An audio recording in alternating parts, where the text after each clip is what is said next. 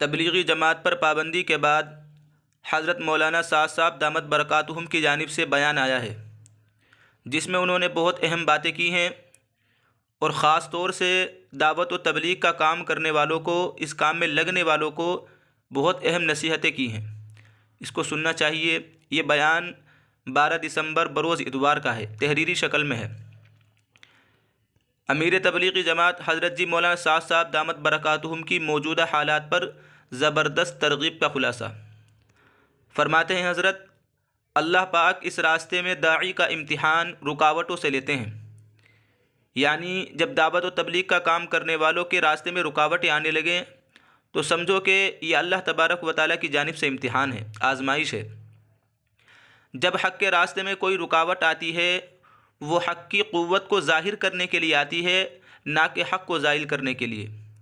یعنی کوئی بھی کام ہو جو حق پر ہے، حق کام کر رہا ہے، اور اس پر کوئی پابندی لگے، کوئی رکاوٹ لگے، کوئی الزام لگے، تو اس کا مطلب یہ نہیں ہے کہ وہ اس کام پر پابندی لگائی جا رہی ہے، اس کام کو ختم کیا جا رہا ہے یا لوگ ختم کر دیں گے، بلکہ وہ اس حق کام کی قوت کو ظاہر کرنے کے لیے ہے کہ یہ کام برحق ہے اور اس کی قوت ہے، بہت زیادہ قوت ہے، اور اس کی قوت کو ظاہر کرنے کے لیے اس پر پابندی لگی ہے۔ کمزور ایمان والے حالات کا تأثر لے کر یہ سمجھتے ہیں کہ اب کام نہیں ہو سکتا، اللہ کے کام کو مخلوق ختم کرے یہ تو ممکن ہی نہیں۔ یہ بہت اہم بات کہی ہے۔ یعنی جو کام میں لگے ہوئے ہیں تو ان میں جو کمزور ایمان والے ہوتے ہیں، جب ان پر حالات آتے ہیں، تہمتیں لگتی ہیں، الزام لگتے ہیں، تو وہ حالات کا تأثر لے کر کے یہ سمجھنے لگتے ہیں کہ اب کام نہیں ہوگا، اب کام پر پابندی لگ گئی، اب بین ہو گیا۔ لیکن یہ کام اللہ تعالیٰ کا کام ہے، اور اللہ تعالیٰ کے کام کو مخلوق ختم کرے یہ تو ممکن ہی نہیں۔ اللہ تعالیٰ کا کام ہے، اللہ تعالیٰ کرائیں گے کسی نہ کسی سے۔ ایک قسم وہ ہوتی ہے جو حالات کا تأثر لے کر کام چھوڑ دیتی ہے، ایک قسم جذبے میں آ کر سوالات کے جواب دینے میں لگ جاتی ہے۔ یعنی جب حالات آتے ہیں، تہمتیں لگتی ہیں اور پابندیاں لگتی ہیں، تو ایک قسم تو وہ ہوتی ہے لوگوں کی جو حالات کو دیکھ کر کے کام چھوڑ دیتی ہے کہ بھئی پریشانی آ رہی ہے، حالات آ رہے ہیں، اور وہ کام چھوڑ کر کے بیٹھ جاتے ہیں۔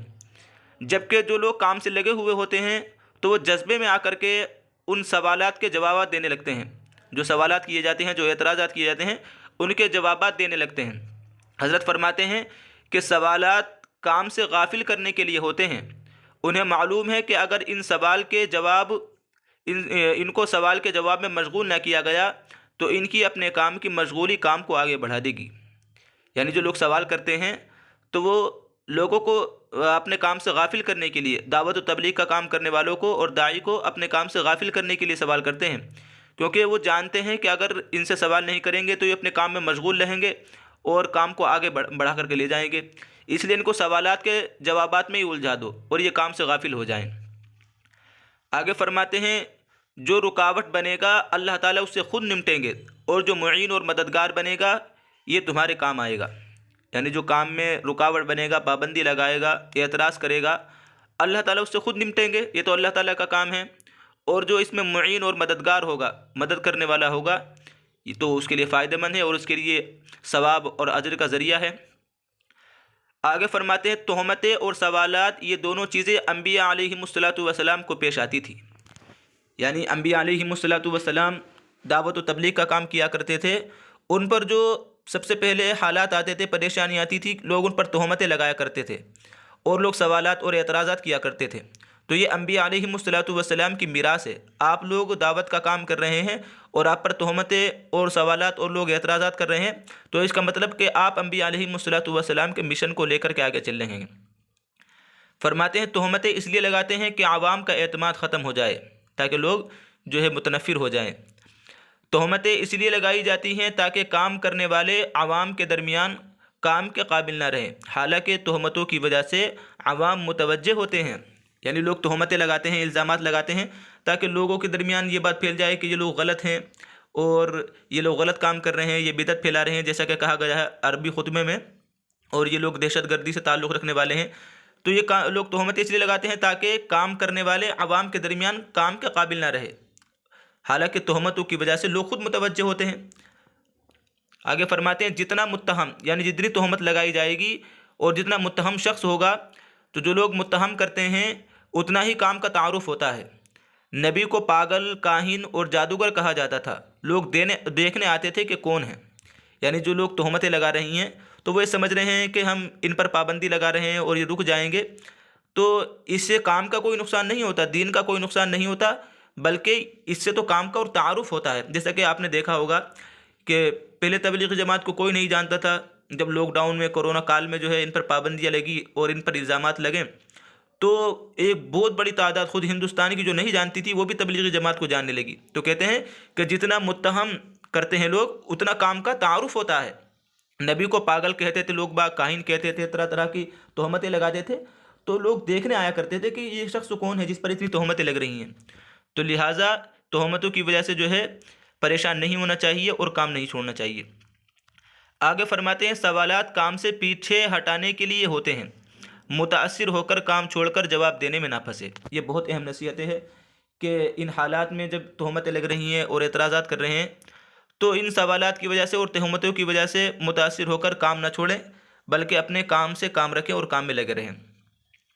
تہمت لگانے اور سوال کرنے والوں کو معذور سمجھ کر ان کے لیے دعا کرتے رہیں۔ جو لوگ تہمتیں لگا رہے ہیں اور اعتراضات کر رہے ہیں، چاہے کوئی بھی ہو، تو ان کو معذور سمجھیں، ان پر پلٹ کر کے تم خود تہمتیں نہ لگانی شروع کر دو اور ان کے لیے اللہ تعالیٰ سے دعائیں کرتے رہو۔ آگے فرماتے ہیں حالات داعی کی استقامت دیکھنے کے لیے آتے ہیں۔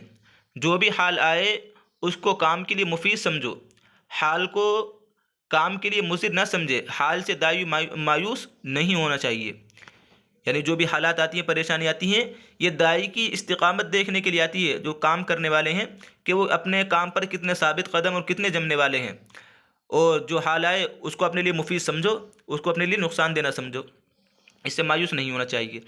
جب بھی کوئی حال آئے وعدوں پر اور انجام پر اور انتہا پر نظر ہو، حال پر نہیں۔ ایسا ہوا تو بیچ کی تمام مشکلات خواب ہو جاتی ہیں۔ یعنی جب بھی کوئی پریشانی آئے کام کرنے والوں کو، تو ان کو جو ہے اس کام پر جو اللہ تبارک و تعالیٰ نے وعدے کیے ہیں ان پر نظر ہونی چاہیے کہ اللہ تعالیٰ ہمیں یہ انعامات اور یہ ثواب اور یہ اجر عطا فرمائیں گے، اس پر نظر ہونی چاہیے، حال پر نظر نہیں ہونی چاہیے کہ ہم پر الزام لگائے جا رہے ہیں، تہمت لگائی جا رہی ہے، رکاوٹیں پیدا کی جا رہی ہیں، تو ان سے جو ہے متاثر نہیں ہونا چاہیے، بلکہ ہماری نظر جو ہے اللہ تعالیٰ کے وعدوں پر ہونی چاہیے کہ اللہ تعالیٰ کا یہ وعدہ ہے۔ مخلوق یعنی حکمران، عہدے داران، اسی طریقے سے علم والے کی تائید اس کام میں اس لیے لی جاتی ہے تاکہ کام میں ان کا حصہ بھی لگے، یہ ان کی اپنی سعادت کے لیے ہے۔ کام کو ان کی تائید کی ضرورت نہیں ہے، کام مستغنی ہے دین کی طرح۔ اسلام بہت بادشاہ مذہب ہے، اسلام کو مسلمان کی ضرورت نہیں، مسلمان کو اسلام کی ضرورت ہے۔ ماشاءاللہ، یہ بہت اہم بات کہی ہے کہ جو مخلوق ہے، چاہے وہ کوئی بھی ہو، حکمران ہو، عہدے دار ہو، علم والا کوئی بھی ہو، ان کی تائید لی جاتی ہے کام میں، لیکن ان کی تائید کا مطلب یہ نہیں ہوتا کہ کام ان پر نربھر ہے، ان پر کام موقوف ہے۔ ان کی تائید تو اس لیے لی جاتی ہے تاکہ خود ان کا حصہ اس کام میں لگ سکے اور ان کے لیے بھی اجر اور آخرت میں ثواب کا ذریعہ بن سکے۔ تو یہ ان کے لیے اپنی سعادت کی بات ہے، نیک بختی کی بات ہے۔ کام کو ان کی تاکید کی ضرورت نہیں ہے، ان کو جو ہے کام کی ضرورت ہے، مخلوق کو جو ہے، حکمران کو، بلکہ مسلمانوں کو کام کی ضرورت ہے، کام کو مسلمان کی ضرورت نہیں ہے۔ اس کی مثال دیتے ہیں، جیسے اسلام بہت بادشاہ مذہب ہے، اسلام کو مسلمانوں کی ضرورت نہیں ہے، مسلمانوں کو اسلام کی ضرورت ہے۔ اگر ساری دنیا جو ہے غیر مسلم ہو جائے تو اسلام کے اندر کوئی نقص پیدا نہیں ہوگا، اس کی تعلیم کے اندر کوئی نقص پیدا نہیں ہوگا، بلکہ وہ خود اپنا نقصان کریں گے۔ تو اس لیے مسلمانوں کو اسلام کی ضرورت ہے، اسلام کو مسلمانوں کی ضرورت نہیں ہے۔ آگے فرماتے ہیں اللہ تعالیٰ ستانے والوں کو نہیں دیکھتے، اللہ تعالیٰ تو ہدایت کا ذریعہ بننے والوں کو دیکھتے ہیں کہ یہ کیا کرتے ہیں، ان کا صبر دیکھتے ہیں، تقوی کے بغیر صابر مظلوم نہیں ظالم ہے۔ یہ بھی بہت اہم بات کہی ہے، گہری بات کہی ہے کہ جو لوگ ستاتے ہیں لوگوں کو، داعی حضرات کو ستاتے ہیں، ان پر تہمتیں اور الزامات لگاتے ہیں، پابندیاں لگاتے ہیں، تو اللہ تو ہدایت دینے کا، تو فرماتے ہیں کہ اللہ تو ہدایت کا ذریعہ بننے والوں کو دیکھتے ہیں، اللہ تعالیٰ ان ستانے والوں کو نہیں دیکھتے۔ اللہ تعالیٰ تو ہدایت کا ذریعہ بننے والوں کو دیکھتے ہیں کہ یہ کیا کر رہے ہیں، ان کا صبر دیکھتے ہیں، اور پھر آگے فرماتے ہیں کہ تقوی کے بغیر صابر مظلوم نہیں بلکہ ظالم ہے۔ وہ جو صبر کر رہا ہے اور اس کے اندر تقوی نہیں ہے، اللہ تعالیٰ کا خوف اور ڈر نہیں ہے، تو اس کا تقوی بیکار ہے، جب تک کہ اللہ تبارک و تعالیٰ کا تقوی نہ ہو صبر کرنے والے کے ساتھ۔ فرماتے ہیں مومن گرتا رہے گا اور اٹھتا رہے گا، باطل گرے گا تو ہمیشہ کے لیے گرے گا۔ باطل ایسا مضبوط نظر آتا ہے کہ لگتا ہے کہ یہ کبھی نہیں گرے گا، پھر جب گرتا ہے تو ہمیشہ کے لیے گرتا ہے۔ ماشاءاللہ، کیا اہم بات کہی ہے، کیا اہم نصیحت کہی ہے کہ مومن گرتا ہے اور اٹھتا ہے۔ مومن پر کوئی الزام لگتا ہے، کوئی بھی حالات آتی ہے تو ہو سکتا ہے وہ گر جائے، لیکن وہ گر کر کے پھر اٹھتا ہے اور اس کو پہلے سے زیادہ طاقت ملتی ہے۔ لیکن باطل گرے گا تو ہمیشہ کے لیے گر جاتا ہے۔ آپ مثالیں دیکھ لیں سابقہ زمانے میں کہ مومنوں نے جو ہے ترقی کی ہے، مومنوں نے عروج حاصل کیا ہے، اور باطل، بڑے بڑے باطل جو ہے گرے اور ہمیشہ کے لیے نیست و نابود ہو گئے۔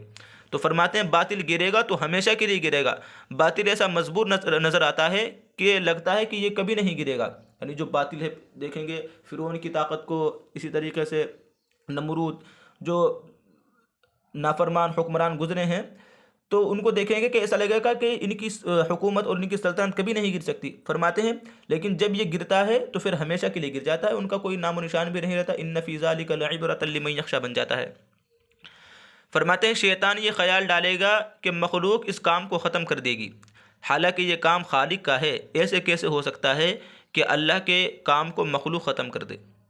یعنی داعی حضرات کے ذہن میں یہ بات آئے گی، جو پابندیاں لگ رہی ہیں یا تہمتیں لگ رہی ہیں، کہ شیطان یہ خیال اور وسوسے ڈالے گا کہ مخلوق اس کام کو ختم کر دے گی، اب کام نہیں ہوگا۔